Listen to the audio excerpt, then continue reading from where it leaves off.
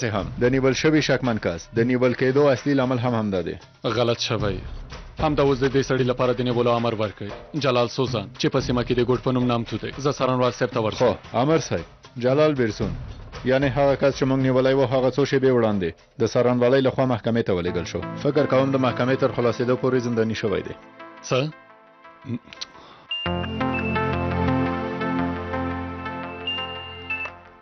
بله خبر شوې نجیب امر صاحب؟ هو خبر شوم. خانو ما ته مو ولې خبر رانکه؟ تاسو ته مې وویل خو ټلیفون ما بند که. کله مې چې زنګ وهلی و زه په محکمه کې وم. یو بله خبره مې هم تاسو ته کوله خو اوس مې فکر ډېر ګډوډ دی. اوف محکمې تر اوسه د جرم اعلی هم نه ده پیدا کړې. څنګه یې امر کړی چې دا کس باید زنداني شي؟ لامل دا دی چې دولت په جلال باندې شکمن دی. یعنې څنګه؟ تاسو پوهیږئ چې جلال د اعصاب خرابوي او د غوسې د نه کنټرول له امله مسلک نه لرې شوی دی. په جزئیاتو یې نه پوهېږم خو بیا هم لږ خبر یم. جلال په ډېرو شیانو باندې زر غوسه کېده. تاسې پوهیږئ چې هغه خپله لومړۍ سزا څنګه لیدلې وه؟ یو کال له دنده نه لرې شو. نه پوهېږم. کیدای شي زموږ له همکارۍ نه وروسته دا کار شوی وي. څو کاله مخکې فکر کوم 1990 لسیزه کې یو ځوان ترهګري نیولی و. همداسې ده. دا ځوان د یوه ترهګریز سازمان غړی و. په یو پټ ځای کې یې هم بم ایښی و او د ځای په اړه یې هم چاته څه نه ویل. جلال ورور مې د څېړنه په کوټه کې ورباندې لږ فشار راوړی و ځکه چې بم وخت سره عیار شوی و او وخت هم لږ پاتې و. د لسګونو کسانو د ژوند خبره وه. ځوان هم ډېر ښه تعلیم لیدلی و. جلال هم ډېر په غوسه کړی و. د هر څه سربیرۍ بیا هم څه نه ویل. هماغه وخت و چې دا پیښه رامنځته شوه. څه وشول؟ هغه ځوان د زړه ناروغي لرله. دومره فشار یې نه و زغملی او هلته ورباندې د زړه حمله راغلی وه او ځوان مړ شوی و. وروسته بیا څېړنه پیل شوه. ټول پوه شول چې د زړه ناروغي یې لرله خو بیا هم جلال ورور مې یو کال له دندې نه وشړل شو. پوهېږې له دې نه بل بد خبر څه دی؟ څه دی؟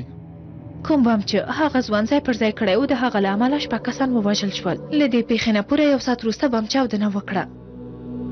جلال ورور له دې ځوان او د هغه 6 کسانو له امله هېڅکله هم ځان نه دی بخلی. یوه پوښتنه کوم. د جلال په اړه دومره خبرو باندې ته څنګه پوهېږې؟ زه د هغه وکیله یم.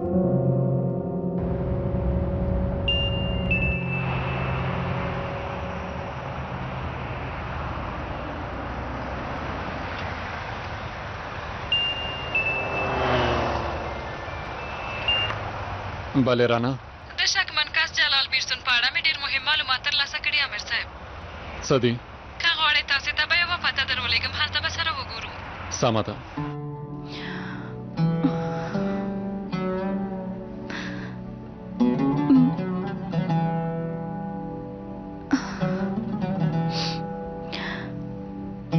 لاس دې څنګه دی؟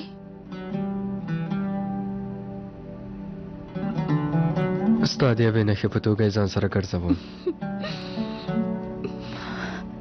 بخښنه غواړم. داسې مه وایه. تا خپله دنده پر ځای کړې. او هو یوه تېروتنه وشوه. بیخي هماغسې چې زموږ په وده کې شوې وه.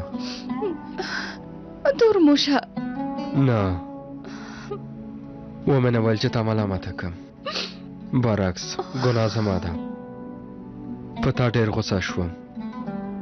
ومې وهلې. تا هم زما په څېر یو ظالم په خپل ژوند کې ډېر وزغمه.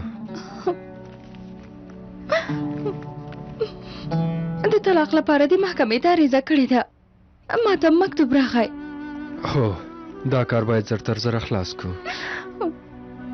زه ستا او زموږ د زوی لیاقت نه لرم. زوی مو د دې خبر اورېدو لپاره باید زه زنداني شوی وای. حلیمې حالا نه لاړه شه. دا به زموږ وروستې لیدنه وي. درته نشم ویلی چې حق دې راوبخه، ځکه چې د دې خبرو د ویلو حق نه لرم. که کومه ورځ د زړه وشو بیا د حق راته وبخه، که زړه دې ونه شو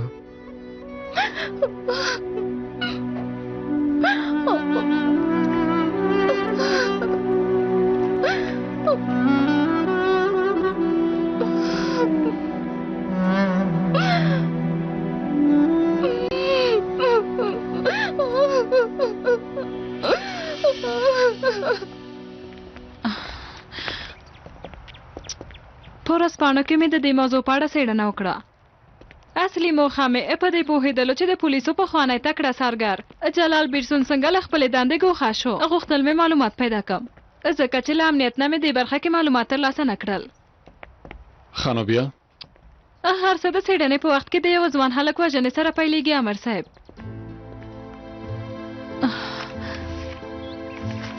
دا د یوې پخوانۍ ورځپاڼې د خبر کاپي ده. را ورسېدو، همدا کور دی.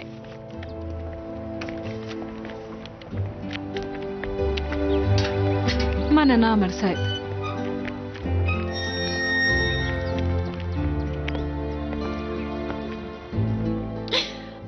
باور وکړئ زما زوی یې وغولاوه. هغه یو ساده او صادق هلک و، هغه ته یې چل ورکړه، هغه یې بې لارې کړه. ترور جانې، فکر کوم ستاسې زوی د زړه ناروغي لرله. هو، هغه وخت مې خاوند ژوندی و، هسې نم زوی مې د زړه ناروغي لرله. هلته له پولیسانو سره ورباندې د زړه حمله راغلې وه.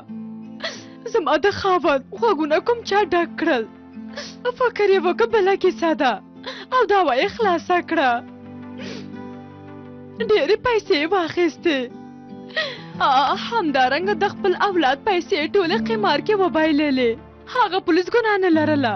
ډاکټرانو په ماشومتوب کې هغه ته ویلي وو که ته تر 30 کلنۍ پورې ژوند وکړې ډېر به ښه وي.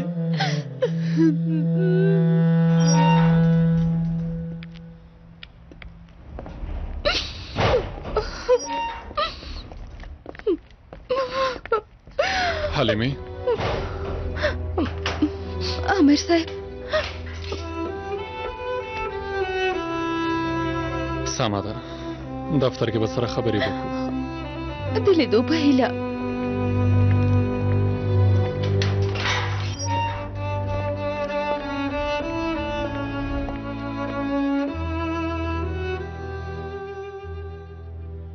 جلاله، څومره وخت کېږي چې یو بل پېژنو؟ کابو 20 کاله به کېږي. هو، او 2 کاله مو یو ځای په یوه شعبه کې کار کړی دی که نه؟ خو بیا هم ستا په اړه په ډېرو خبرو نه پوهېږم. د هغه به مې ښودونکي ځوان کیسه څنګه ده؟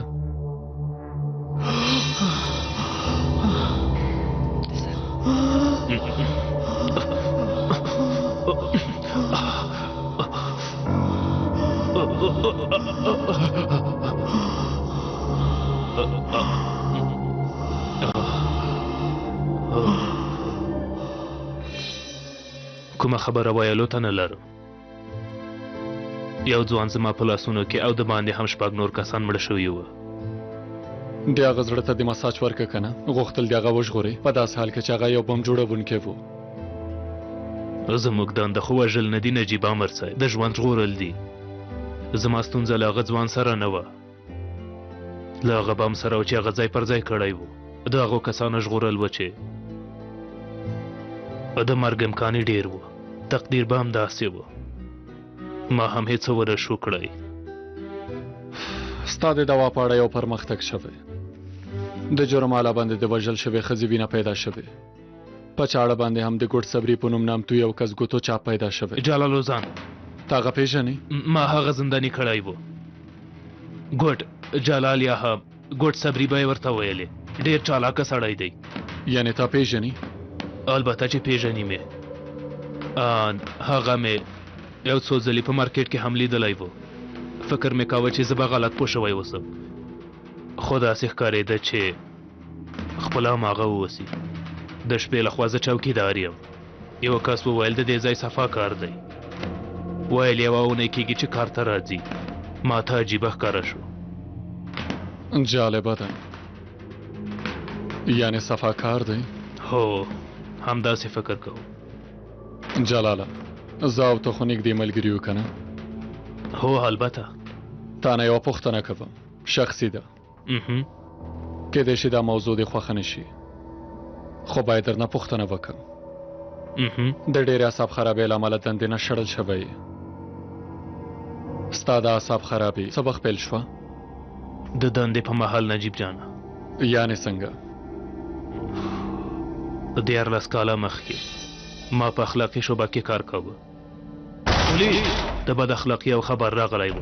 یوه کور ته لاړو. کله چې هلته لاړو نشه یې خلک هغه کس مو د کور په سالون کې ونیوه. هغه سړی مو نیولی و.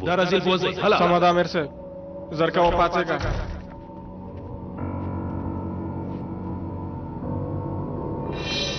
د کور نورې کوټې مو هم وکتلې. د دې لپاره چې ښځه پیدا کړم له کوټې نه ووتلم چې یو غږ مې واورېده.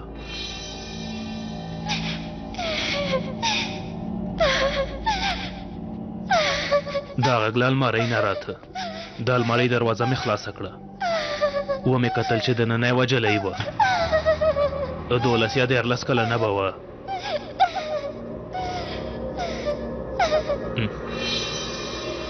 هغه مې په یوې کمپله کې تاوه کړه او موټر ته مې ویوړه.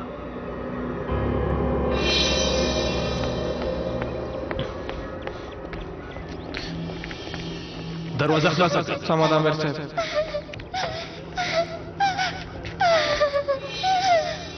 هر څه ښکاره وه.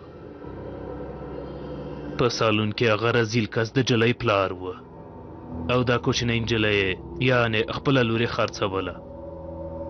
کله چې جلۍ مې په هغه بد حالت کې ولیدله بیا کور ته دننه شوم. له هغې کوچنۍ نجلۍ سره څنګه داسې یو کار وکړ؟ هلته مې هغه سړی وواهه. ډېر په غوسه شوی و. رزیله امیر صاحب، امیر صاحب، ژوندی دې نه پرېږدم. امیر صاحب، وژنم دې، وژنم دې. امیر صاحب، خوشی که امیر صاحب، مړ به یې کړي. امیر صاحب. هغه سړی کوما ته لاړ. زما په زه دا وا خلاصه شوه. البته د هغه بم جوړونکي له امله به زما دوسیه وخته خلاصه شوې وه. کله چې دا موضوع وشوه زه یې وشړلم. هسې هم کوم بل څه یې نه شوه کولی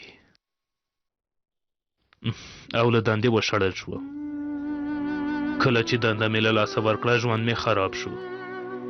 خپله مېرمنه او اولادونو باندې مې هر وخت لاس پورته کوه. هسې هم زما ښځې د حالاتو نه شو زغملی او زه یې خوشې کړم. کله چې طلاق واخیسته اعصاب مې نورم خراب شول. ډاکټر ته لاړم، عصبي ډاکټر ته. له هغه وخته تر اوسه زه درمل کاروم. وروسته مې لمونځ هم پیل که. کار مې پیدا که. د ژوند نظم مې بیرته ښه شو. وروسته راته دا کار پیدا شو. یو ځل زما نوم په اعصاب خرابي مشهور شوی و. نو په هر حال زم څوک نشم ملامتولی.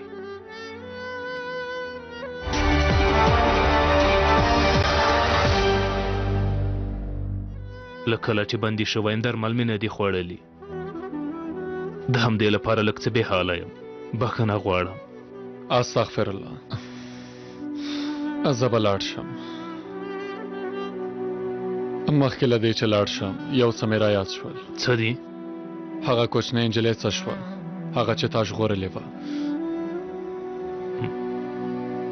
روزنتون ته مې تسلیم کړه. خبر شوم چې اوس تکړه وکیله ترې جوړه شوې. سلام، زه الهام انګور یم، د ښاغلي جلال وکیله. وبخښئ، د دولت لخوا رالیږل شوې؟ نه، د ښاغلي جلال شخصي وکیله یم. زما موکل حق لري چې غلی پاتې شي. یوه پوښتنه کوم، د جلال په اړه په دومره خبرو باندې ته څنګه پوهېږې؟ زه د هغه وکیله یم. دولت په جلال ور باندې اوس هم شکمن دی. یعنې څنګه؟ پوهېږي جلال د اعصاب خرابوي او د غصې د نه کنټرول له امله له خپل مسلک نه لرې شوی. اوس به هر څه پوه شوم.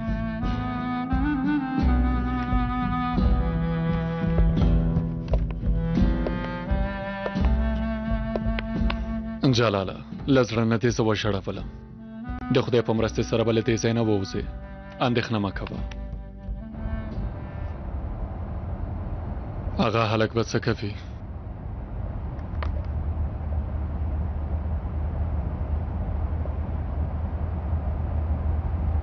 بله عاکفه مهرباني وکړئ. چیرته یې؟ دا غږ دی چې شي دی؟ پولیګون کې یم. چیرته؟ د ډزو په پولیګون کې یم.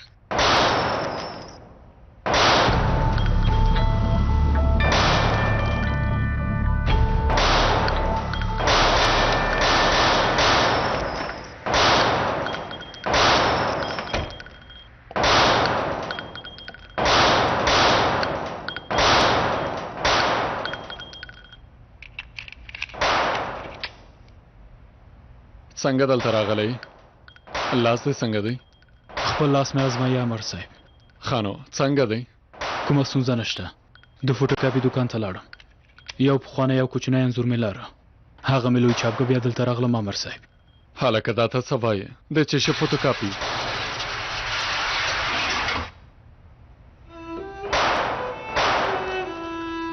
ستا مغزو خو ضربه نه ده لیدلې که نه؟ حق نه لرې چې له ځانه کرکه وکړې، ځکه چې ته یوازې ځان پورې اړوند نه یې. دا منفي فکرونه دې له ذهن نه لرې که. د انسان سترګې د دې لپاره جوړې شوي چې ښکلي شیان وګوري. که ته داسې ذهن ولرې هر ښه شی هم درته ډېر بد ښکارېږي، او که همداسې مخته لاړ شي بیا به له خپل ځانه هم کرکه کول پیل کړي. هله کور ته لاړ شه، ارام وکړه. هله نو دلته دې ونه وینه.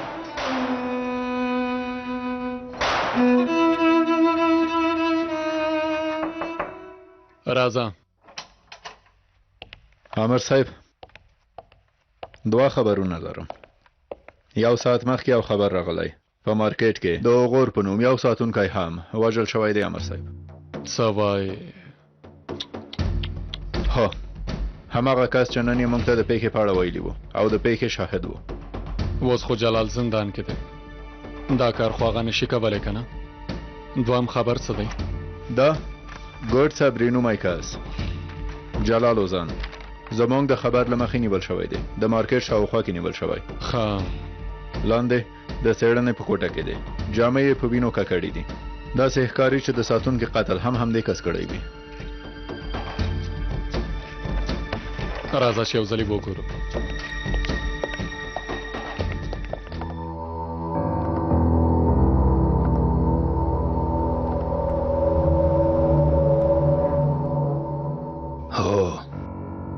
ما دا کار وکړ. نور نو باسئ.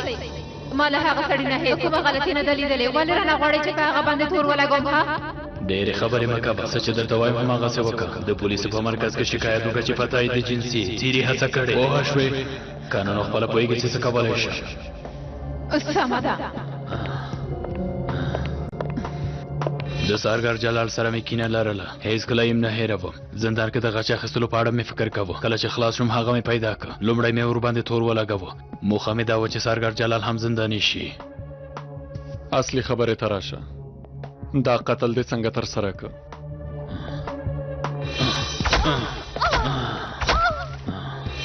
یلده زما خبر هیڅ نه منلی. یوازې همدا ویل چې جلال ډېر ښه سړی دی او ویې ویل چې نور په هغه تور نه لګوي. زه ډېر په غوسه شوم. هغه مې په چاړه ووهله. ډېرې چغې یې وهلې. جلاله څه کوه؟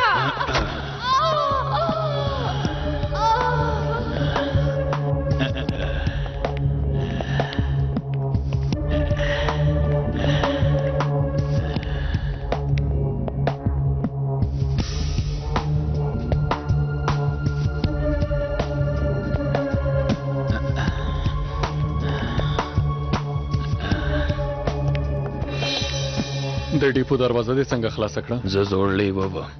د کلي پیدا کول زما د چاپلاس کار دی. مخکې هم د صفاکارۍ لپاره هلته ورغلی وم. وروسته هم د ډیپو کړکۍ له لارې وتښتېدې. د دروازې نه ولې لا نړې؟ کوم چا لیدلی شوم. باید ډېر پام مې کړی وای. فکر کوم تیروتنه مې کړې. ستاسې په څېر خلک باید تېروتنې وکړي چې موږ یې ونیولی شو.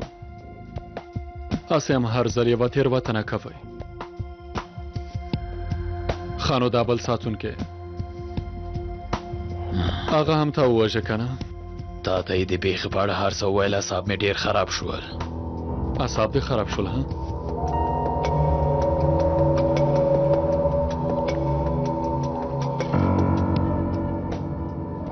زما اعصاب هم تا ته خراب دي.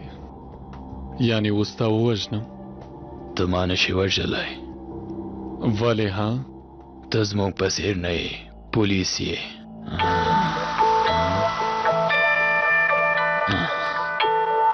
دا بوځه. یعنی هغه کس په هر څه باندې اعتراف وکړ؟ هو، یوازې اعتراف نه، موږ سره د جرمالي سربیره نور ثبوتونه هم شته. ډېر شکر. وبخئ، بخښنه غواړم. ډېر زیاتی خو به مې نه وي کړی که نه؟ نه، استغفرالله. ځینې احساسات هیڅ د انسان په خپل کنټرول کې نه وي. جلال ورور سره ډېره مینه لرم.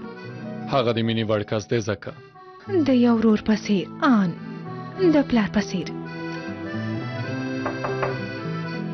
راځه. عامر صاحب، د تلویزیون خبرونه مو لیدلي دي؟ خیرت دی. قدرمنو لیدونکو، د پلاندوکن پلازې په سر یو ناپېژندل شوی کس ناست دی او د ځان وژنې نیت لري. عاقف؟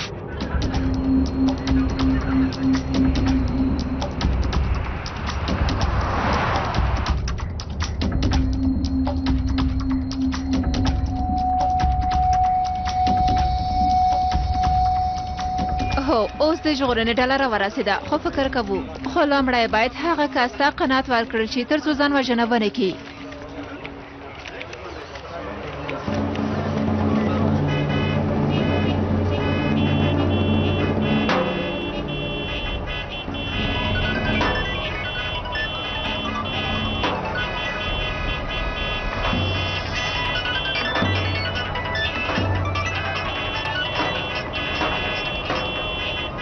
بله.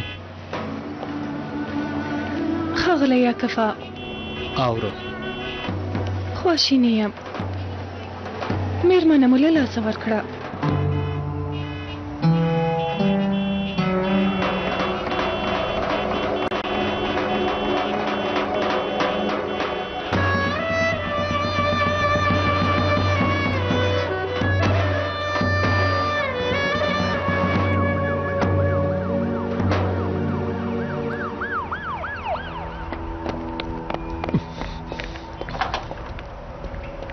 صبر وکړه، ارامه اوسه. عامر صاحب، تاسې دلته؟ عاقفه، په هوښ راشه، ارامه اوسه. تاسې څه وایئ عامر صاحب؟ وګوره، ژوند ډېر ښکلی دی او دا ژوند موږ ته یوه ډالۍ ده. نو شو کولی دا حق له خپل ځانه واخلو. هو، اوس پوه شوم عامر صاحب. تاسې فکر کوئ چې زه غواړم ځان وژنه وکړم؟ ما د ځان وژنې خبره له مغزو نه ویستلې عامر صاحب. نور نو زما په مغزو کې داسې بدبخته فکرونه نشته. زه دلته راغلم چې تازه هوا واخلم. لوړ ځایونه مې خوښیږي.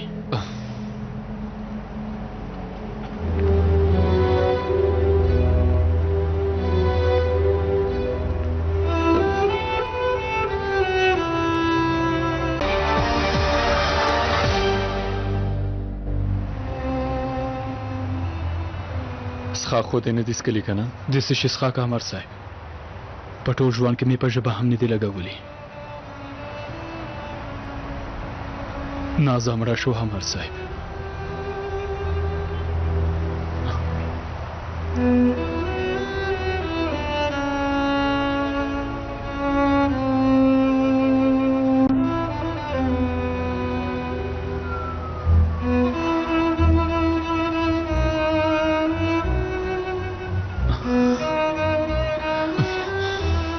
زما فاتح یتیم شو عامر صاحب. پوهیږئ تر اوسه یې څلوېښتي هم نه ده پوره شوې، خو یتیم شو.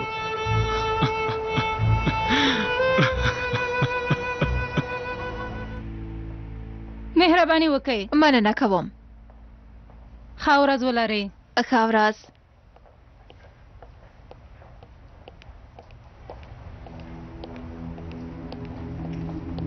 نهال وګوره نهال دا رنګ ټیکری ډېر ښکلی دی که نه؟ ښکلی دی خو زما ساده ټیکری لا خوښېږي.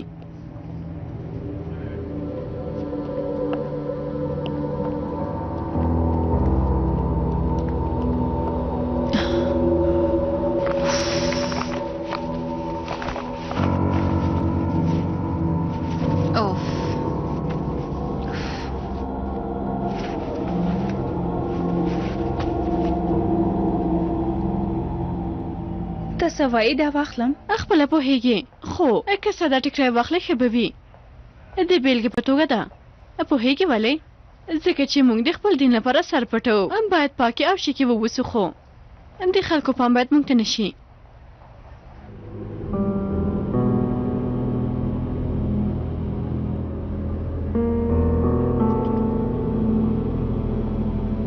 فکر کوم رښتیا وایي. موږ دا اخلو. سمه ده.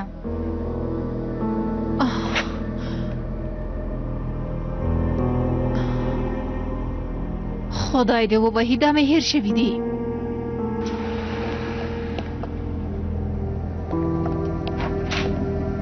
مننه کوم. ښه ورځ ولرئ.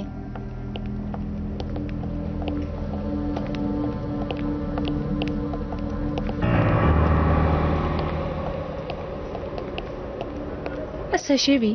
دا نجلۍ دې ولیدله؟ زه نه پوهېږم. لږ څه مخکې بل ډول وه. راځه چې ځو. ملګرو تاسو چمتو یې؟ خبرې مې هېرې نه کوي.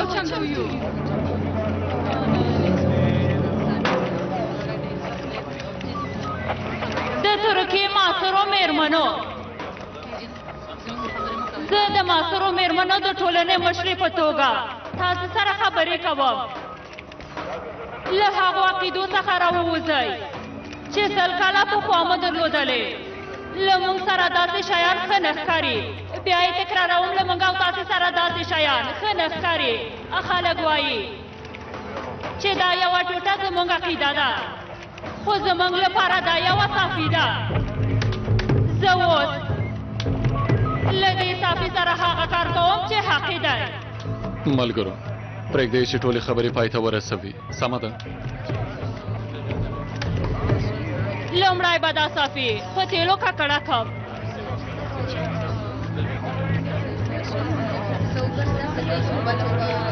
اغلې هیله کوم تاسې یوازې د خبرو کولو اجازه لرئ. که خبرې کوئ خبرې وکئ، خو داسې یو کار نشئ کولی. هیله کوم یعنې اجازه نه لرئ. هیله کوم نور نو دا کارونه بس کوئ.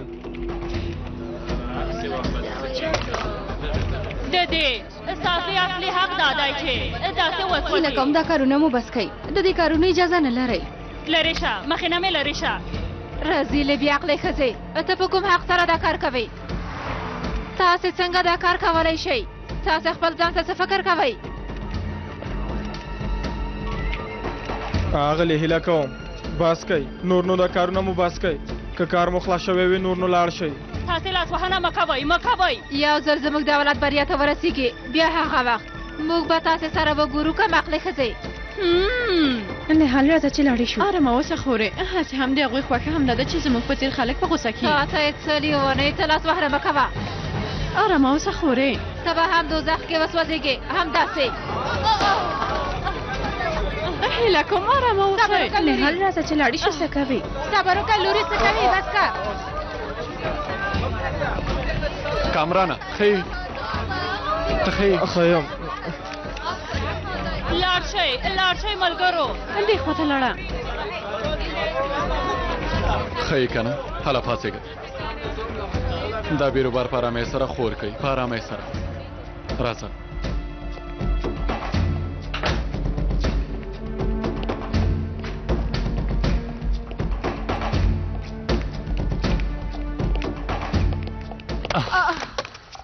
بخښنه غواړم. سمه ده، مهمه نه ده. مرسته به وکړم. مننه، اړتیا نشته.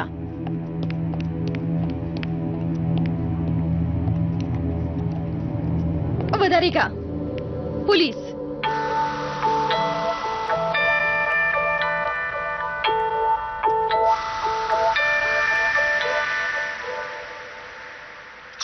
لیدونکو لږ څه مخکې واجبه پیښه وشوه د معاصرو مېرمنو د ټولنې مشره پروفیسوره آسین باکاریان باندې د رسنیو پر وړاندې د تیږو برید وشو ویل کېږي چې د آسین باکاریان حالت اوس ښه دی او د اندېښنې کومه خبره نشته حجاب لرونکې بریدګره د پیښې له ځایه وتښتېدله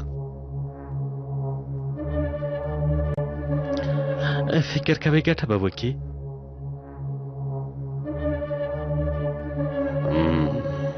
بسنه نه کوي بسنه نه کوي هو نو ډېر ښه کار وشو کاش چې تا هم لیدلی وای ومو لیده کوم چینل کې ښه ډېر ښه ډېر ښه ډېر ښه نه نه موږ باندې څه ونه شول یوازې یو ټیکری مو وسوځاوه پولیسانو زما خبرې واخیستې بس هم دومره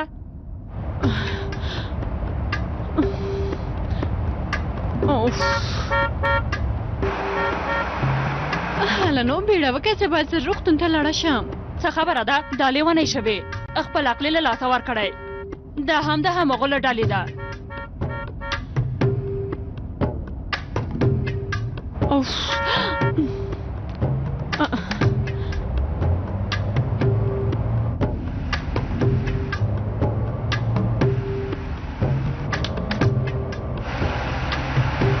نه پوهېږم داسې د کوم کار لپاره دومره بیړه لري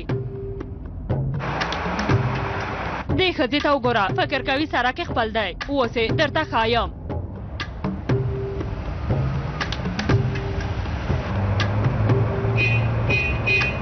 ښیښه ښکته که ښکته که ته ایران ته لاړه شه که مقلې دا ځای تا ته هېڅ ښه نه دی موټر چلول دې چېرته زده کړي سرخوړلې لومړی قانون زده که پوهه شوې چېرته ځې سرخوړلې چېرته ځې زه تا ته نوره لاره نه درکوم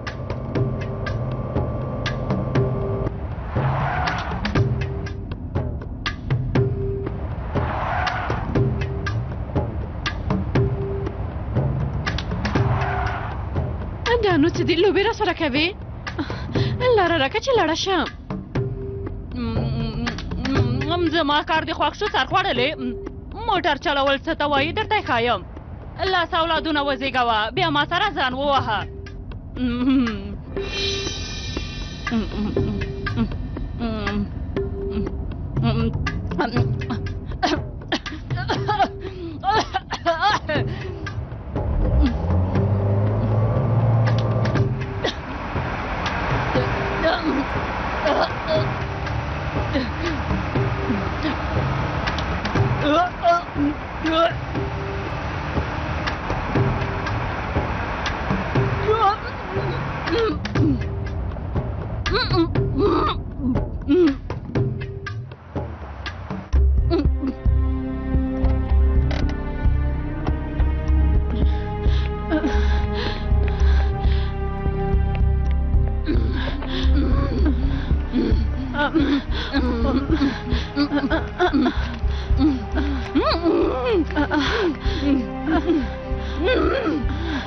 څه خبره ده ولې دا ښځه وهي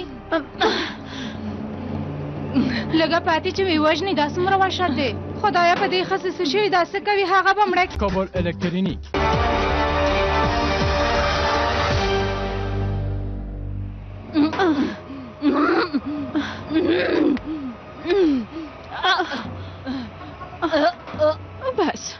بس ژوره ساه وباسئ هو ډېر ښه همداسې دوام ورکړئ ډېر ښه ارامه اوسئ سر مو شاته کش کوم هو ساه وباسئ هو ډېر ښه اوس به سم نبض ووینم دا ښځه څه کوي اعصاب یې خراب شوي که څنګه دې ژوند کې څه روان دي هغه ښځه یې موټر نه ښکته کړه ویښتې ورته کش کړه او ویې وهله د دوی دواړو منځ کې به هرومرو کومه لویه ستونزه وي ودرېږه چې پولیسانو ته خبر ورکړم هغوی به ورسره وګوري ستونی مو خلاص شو اوس اخیستلی شي که نه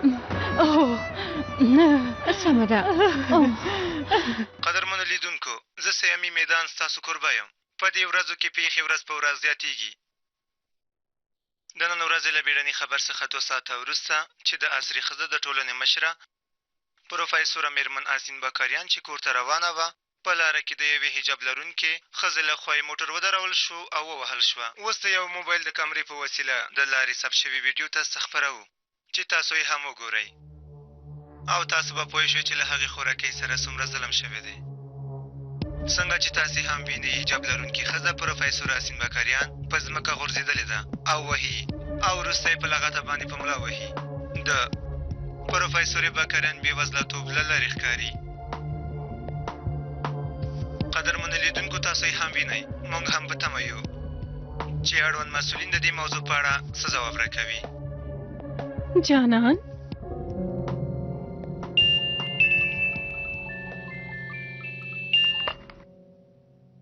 بله زیجان. هو څه د هایملي مانور ته څه وایي جلی؟ زه هېڅ پوه نه شوم. ملګری دی ده؟ عامر صاحب دا خبره رسنیو ته رسېدلې، د تورن کس خبرې مو واخیستلې. وګورئ ما هغه ویډیو په ټلویزیون کې ولیده. زه ډاکټره یم. کوم کار چې جانان وکړ د حملې مانور په نوم د لومړنیو مرستې یوه برخه ده.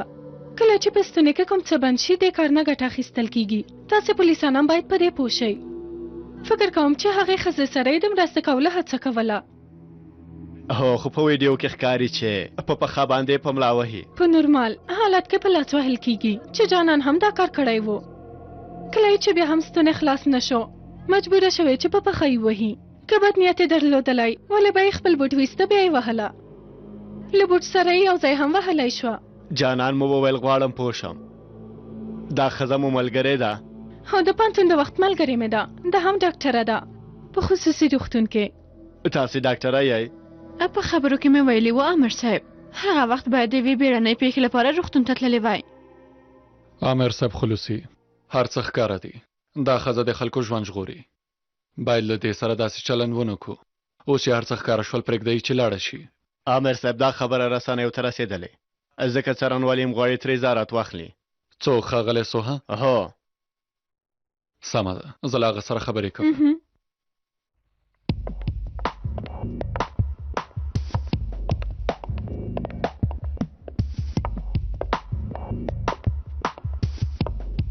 زمونږ سیامي ډېر ښه کار کړی. دومان جانا کله کله چې د هر څه ګمان وکې هسې نه کېږي، خو کله چې د څه شي تمه نه لرې هغه دې لاسته راځي. هسې هم ژوند له حیرانتیاو ډک دی. خو د هغه کوچني هلک نیول کېدل هیڅ ښه ونه شول. له نوم نه ښکاره ده کوچنی هلک و، ځینې کوچني کارونه کول او ځکه یې نیټه زر پوره شوه. خو ښاغلیه امنیت ستاسې د راتلونکو ټولو کارونو په اړه خبر دی. دومانه ته له تقاعد نه مخکې هم همداسې وارخطا کس وې. ارامه اوسه تر څو پولیسانو سره کوم ثبوت نه وي څه نشي کولی. قانون ورته اجازه نه ورکوي. پرېږده چې هغوی سره ښه پوه شي.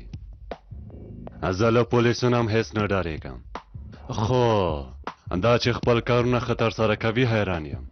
دا خبره جلا ده.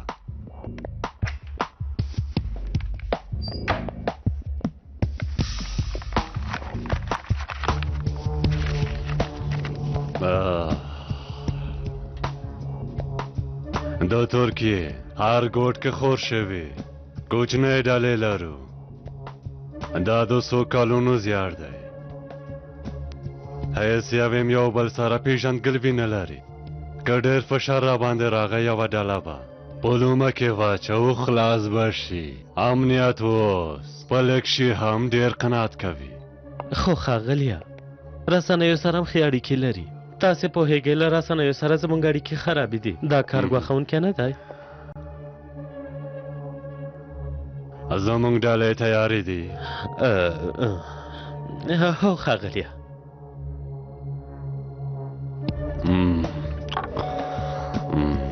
ښه ده ویلېږئ. ولې به رسوا شو عمر صاحب؟ وګورئ څارنوال صاحب دا ښځه یوه ډاکټره ده. هغې د مرستې لپاره دا کار کړی څارنوال صاحب. بله موخه یې نه وه. که دا کار وکړئ ټول خلک به تاسې پورې وخاندي. وبه ګورو څنګه یې؟ والله چې د مرګ له خولې بیرته راوګرځېدم لږ پاتې و چې مړه شم. خدای دې نه کوي داسې مه وایه موږ تا ته اړتیا لرو. هغه ښځه څنګه شوه؟ څنګه به شي نو پوهېږې ډېرې نوم باد شو ټوله ورځ د هغې په اړه خبرې کېدې چې څنګه یې ته ووهلې. زه یې ووهلم خو هغې رښتیا هماغه څه دي چې موږ یې خلکو ته ښکاروو. غواړم کور ته مې لاړه شم.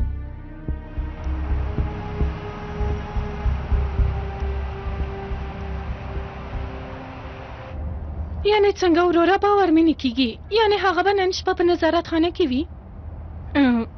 دا څه خو نه کېږي دا خلک ولې داسې کوي؟ جانان هغې ښځې سره مرسته کوله. د څارنوالۍ پرېکړه ده کله چې خبره رسنیو ته ورسېږي بیا هر څه بدلیږي. چاره نشته باید په تمه شو.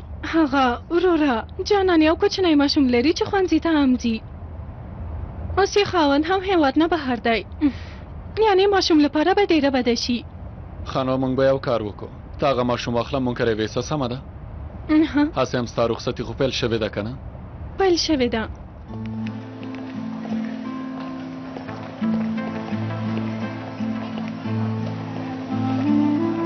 مېرمن حسین دروازې مخې ته ډېر خبریالان راغلي ځکه مې وویل چې خبره اوسې مېرمنې که غواړې له شاتنۍ دروازې نه تللی شي. مننه کوم.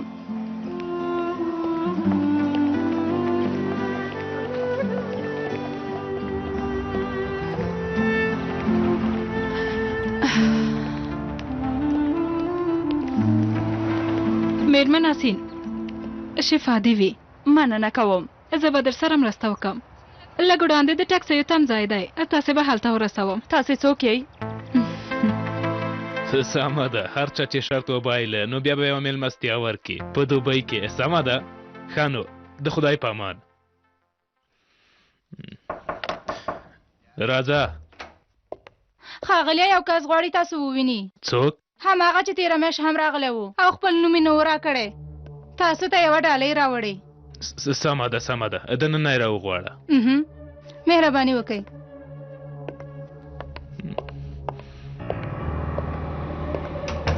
په خیر راغلی. مهرباني وکئ ښاغلیه.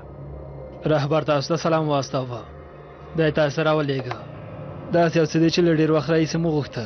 ولې مې ځان په زحمت کړی. تاسو هم زما سلامونه او نیکې هیلې هغه ته ورسوئ هیله کوم. په اصل کې نن شپه تاسو ته په تمه دی. نن شپه چیرته؟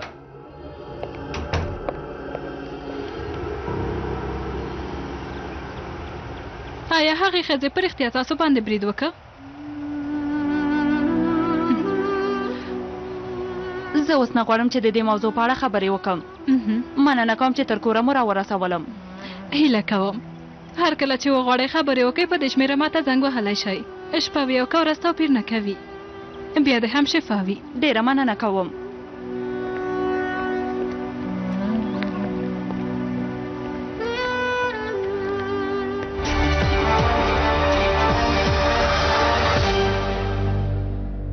هماغه خلک یادوي مساله سواله هماغه تېروتنې دې ډېرې دي بیخي ډېرې دي. ما پورې اړه نه لري همدا اوس ساتونکي را غواړم.